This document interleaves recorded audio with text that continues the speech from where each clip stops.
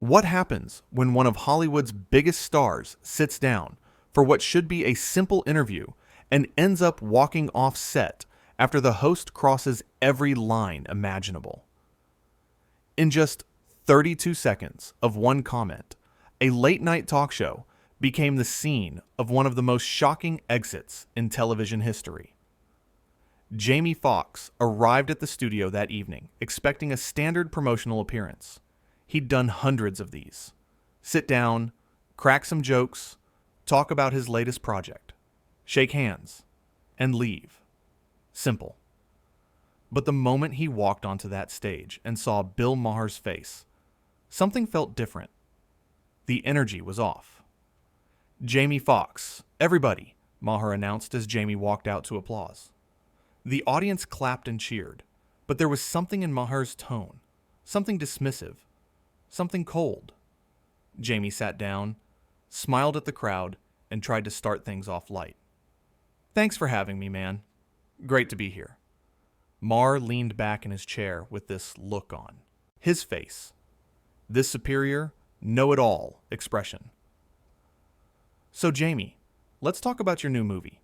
Another action film. How original." The audience got quiet. That wasn't a question. That was an insult disguised as an introduction. Jamie kept his cool. "Yeah, it's an action thriller, but it's got real depth to it, real character work. I think people are going to love it." "Right. Depth," Maher said, making air quotes with his fingers. "Because that's what we go to action movies for. The depth." A few people in the audience laughed nervously. Jamie's smile faded just a bit. "I mean, yeah, actually. You can have action and substance. They're not mutually exclusive." Maher waved his hand like he was swatting away a fly. Sure. But let's be honest, Jamie. You've been doing a lot of these popcorn movies lately. Whatever happened to the guy who won the Oscar? Remember that? When you actually did serious work?" The studio went silent. You could hear people shifting in their seats. This wasn't playful banter anymore. This was disrespect. Jamie sat forward. His voice stayed calm, but you could hear the edge creeping in. "I'm still that guy. I choose projects that speak to me. Not everything has to be a drama to be meaningful." "Oh, come on," Maher interrupted. "You're telling me these action films speak to you? Or do the paychecks speak to you? Because let's call it what it is." Jamie's jaw tightened. "You know what, Bill? Some of us actually enjoy our work. Some of us don't sit behind a desk and judge everyone else's choices while pretending we're intellectually superior." The audience gasped. This was escalating fast. Maher's face changed. His fake smile disappeared. "Excuse me? You're on my show. Remember that. I'm asking you legitimate questions about your career choices." "Legitimate questions?" Jamie shot back. "You've done nothing but insult me since I sat down. What kind of host is that?" "The kind who isn't afraid to ask the tough questions," Maher said, his voice rising. "The kind who doesn't just blow smoke and pretend everything everyone does is great. You want me to just sit here and praise you? Is that what you need? Your ego stroked?" Jamie stood up. Not aggressively, but firmly. "I don't need anything from you, man. I came here to talk about my work, not to be disrespected on national television." "Sit down," Maher demanded, pointing at the chair. "We're not done here." "Yeah, we are," Jamie said. He started unhooking his microphone. Maher's face turned red. His voice got louder, more frantic. "You can't just leave. You signed on for this interview. You committed to this." Jamie looked at him with this expression of complete disbelief. "Committed to what? To you attacking me for 20 minutes? Nah, I'm good." "This is what's wrong with celebrities today," Maher said, standing up now too. "You can't handle any criticism, any pushback whatsoever. You're all so fragile." The audience didn't know what to do. Some people started booing, but it wasn't clear who they were booing. The producers were scrambling. You could see people with headsets rushing around in the background. Jamie stopped and turned back around. Criticism? Bill, criticism is when you challenge someone's ideas with respect. What you're doing is just being nasty for the sake of being nasty. There's a difference. Oh, please, Maher said, throwing his hands up. Don't lecture me about respect. You come on my show. You play by my rules. That's how this works. Your rules, Jamie repeated. Your rules are to treat your guests like garbage, to belittle their work, to make yourself feel big by making them feel small? Maher stepped closer. His voice was shaking now. Whether from anger or something else, it was hard to tell. I've been doing this show for years. Years. I've interviewed presidents, world leaders, the biggest names in entertainment. And you think you can just come here and tell me how to do my job? I'm not telling you how to do your job, Jamie said, his voice steady and clear. I'm telling you that you're doing it badly. The entire studio erupted. Half the audience started applauding. The other half seemed shocked into silence. Maher's face went from red to almost purple. Get out. Get off my stage. Jamie laughed, but it wasn't a happy laugh. It was the laugh of someone who'd just proven their point. I was already leaving, Bill, but thanks for making it official. You're done in this town, Maher shouted as Jamie started walking toward the exit. You hear me? Done. Jamie stopped at the edge of the stage and looked back one more time. If being done means I don't have to deal with people like you, then I'll take it. And then he walked off. Just like that. Left Bill Maher standing there on his own stage, in front of his own audience, looking smaller than anyone had ever seen him look. The producers cut to commercial immediately, but the damage was done. Everyone in that studio knew what they'd just witnessed. The host had pushed too far, said too much, shown his true colors. And the guest, the one who was supposed to just smile and take it, had said, enough is enough. But let's rewind and look at how this whole thing started.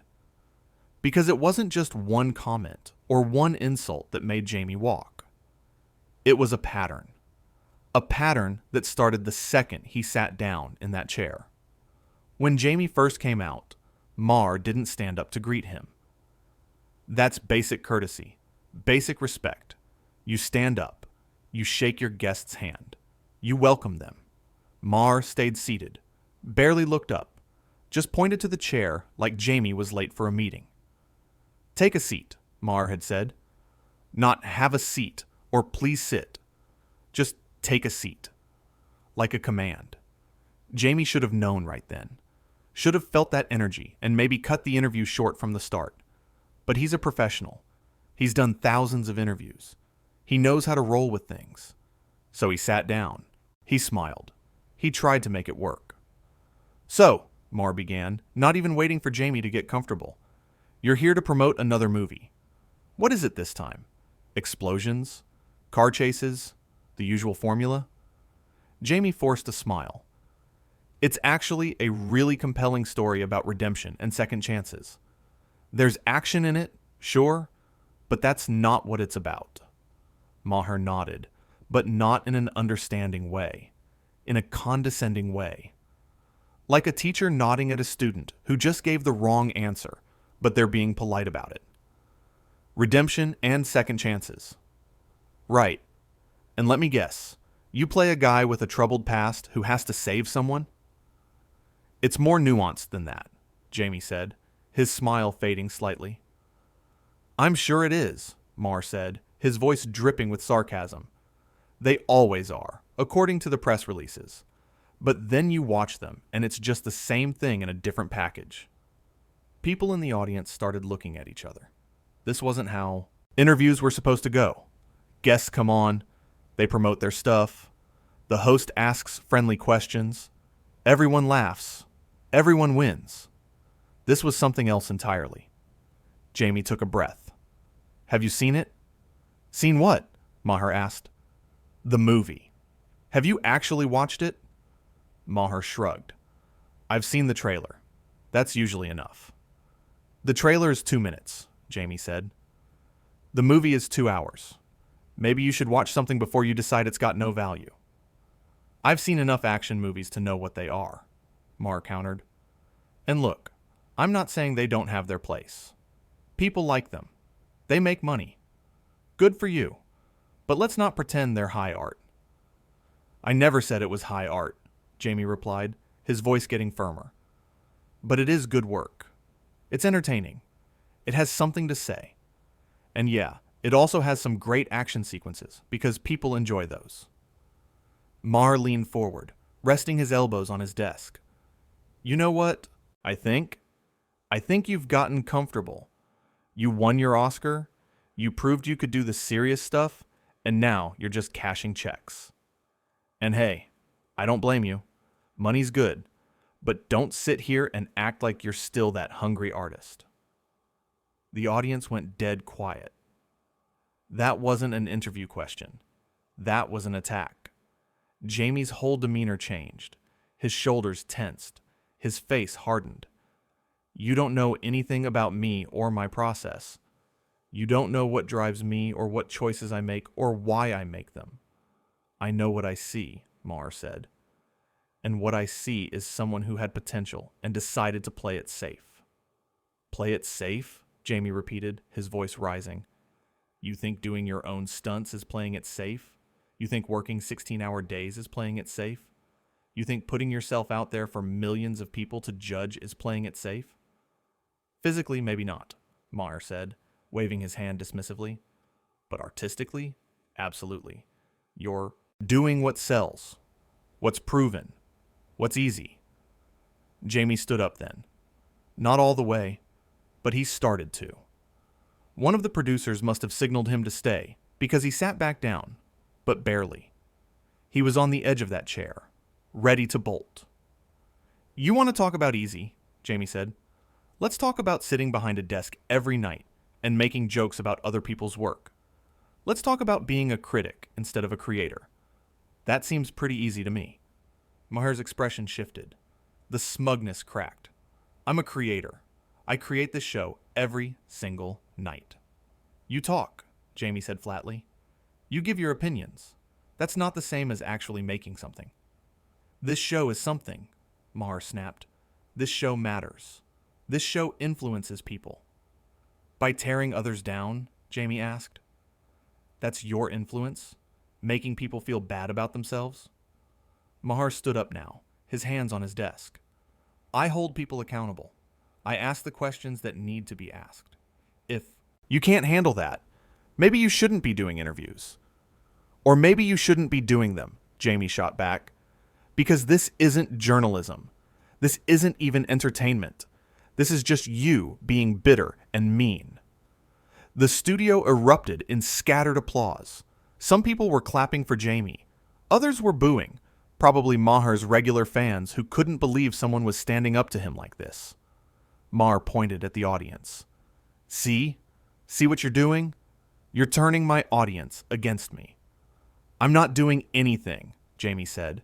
You're doing this to yourself. A producer walked onto the stage then, trying to calm things down. Guys, let's take a breath. Let's reset. Maher ignored him. You know what your problem is, Jamie. You can't handle honesty. You're so used to people kissing your feet that when someone actually tells you the truth, you fall apart. Jamie stood up again, and this time he didn't sit back down. The truth? You want to talk about truth? The truth is you're insecure. You hide behind this persona of being this fearless truth teller, but really, you're just scared. Scared that if you're not constantly attacking people, they'll see you for what you really are. And what's that? Maher demanded. Small, Jamie said simply. The word hung in the air. It was quiet. It was devastating. It was true. Maher's face went through about 5 different emotions in 2 seconds. Shock, anger, hurt, more anger, and then something like desperation. Get out of here. Right now. Get off my stage. I'm going, Jamie said, pulling off his mic pack. I should have left 10 minutes ago. You'll never work in this town again, Maher yelled. His voice was shaking. I have connections. I have influence. I'll make sure everyone knows what you did here tonight." Jamie paused at the edge of the stage. He could have just left. Should have just left. But he turned around one more time. "You know what, Bill? Do whatever you want. Tell whoever you want. Because at the end of the day, I'm going to keep working. I'm going to keep creating. I'm going to keep doing what I love. And you're going to keep sitting behind that desk, bitter and alone, wondering why nobody likes you." And with that, Jamie Foxx walked off the set. The audience didn't know whether to clap or stay silent. Some did both. Maher stood there, frozen, unable to speak. The producers rushed to cut to commercial. The whole thing fell apart in real time. It was supposed to be a simple interview. 10, maybe 15 minutes of light conversation. But Bill Maher couldn't help himself. He had to push, had to prod, had to prove something. And in trying to make Jamie look small, he made himself look smaller than anyone could have imagined. The thing is, Jamie tried. He really tried to keep it professional. He answered the questions, even the rude ones. He stayed calm when Maher got condescending. He gave Maher chance after chance to just be normal, to be decent. But Maher kept going, kept pushing, like he couldn't stop himself. "You've been in the business how long now?" Maher had asked at one point, early in the interview. 25, 30 years? "Something like that," Jamie replied. "And in all that time, how many truly great films have you made? I mean really great. Not commercially successful, not popular, but actually great." Jamie paused, thought about it. "I've made films I'm proud of, films that meant something to me and to audiences." "That's not what I asked," Maher pressed. "I asked how many great films." "I don't know, man," Jamie said. "What's your definition of great?" "Something that matters," Maher said. "Something that changes the conversation. Something that lasts." "Then yeah, I've made those," Jamie said firmly. Maher smirked. "Name 3. The audience groaned. Even they knew this was crossing a line. You don't quiz your guests like they're taking an exam. Jamie stared at Maher for a long moment. "Ray, Django Unchained." "Collateral. You want more?" "Those are good movies," Maher admitted, "but 2 of them you didn't make. You were just in them. Tarantino made Django. Michael Mann made Collateral. You were an actor in someone else's vision." "That's what actors do," Jamie said, his patience wearing thin. "We bring visions to life. We collaborate. We contribute." "But it's not really your art, is it?" Maher continued. "You're a tool. A very talented, very expensive tool, but a tool nonetheless." That's when Jamie started to really lose it. You could see it in his eyes. The disbelief, the anger, the realization that this man sitting across from him had absolutely no respect for him or his craft. "A tool," Jamie repeated slowly. "You just called me a tool." "In the artistic sense," Maher said, backtracking slightly. "I didn't mean it as an insult." "Then how did you mean it?" Jamie asked. Maher stumbled over his words. "I just mean that actors are interpreters. You interpret other people's words, other people's ideas." "And what do you do?" Jamie asked. "You read jokes off a teleprompter. You read news stories other people write. How is that any different?" "It's completely different," Maher insisted. "I add commentary. I add perspective. I shape the narrative." "By making fun of people?" Jamie asked. "By holding them accountable," Maher said again, like it was his catchphrase. "No," Jamie said, shaking his head. "You don't hold anyone accountable. You just mock them. There's a difference." The tension was unbearable. You could feel it radiating off the stage. The audience was glued to their seats, unable to look away. This was car crash television. Horrible, but impossible to ignore. Maher tried to regain control. "Look, let's move on. Let's talk about something else." "Like what?" Jamie asked. "What else do you want to insult? My music career? My comedy? What's next on your list? I'm not trying to insult you, Maher said, but his voice lacked conviction. Yes, you are, Jamie said. That's exactly what you're trying to do. You're trying to make me look bad so you look good. But it's not working, Bill. It's backfiring. Maher laughed, but it was forced, hollow. Backfiring? I'm asking tough questions. That's my job.